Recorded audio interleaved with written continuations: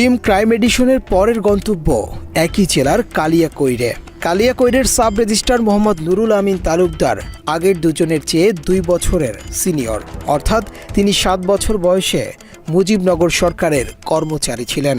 সেই শিশু কর্মচারী কোটাতেই পাগিয়ে নিয়েছেন সাব রেজিস্ট্রারের লোভনীয় পথ। অনুসন্ধানের সময় তার অফিসে গেলেও তিনি ক্যামেরার সামনে কথা বলতে রাজি হননি।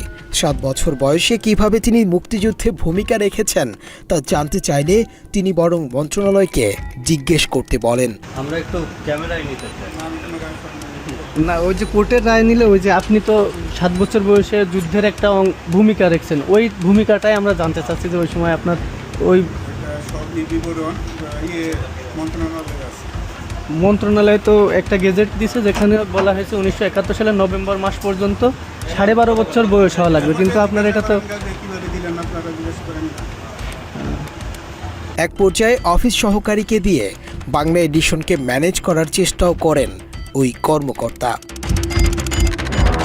এভাবেই ম্যানেজ করে দুদক, আইন মন্ত্রণালয়, সাংবাদিক সবাইকে নিজের পকেটে রেখেছেন। নুরুল আমিন তালুকদার ও তার স্ত্রী মেয়ের নামে স্থবর অস্থাবর সম্পত্তি সহ বিভিন্ন ব্যাংকে জমা প্রায় 11.5 কোটি টাকা জব্দ করেছিল দুর্নীতি দমন কমিশন, কিন্তু তাতেও নুরুল আমিনের একটা লোভও ছেড়া যায়নি।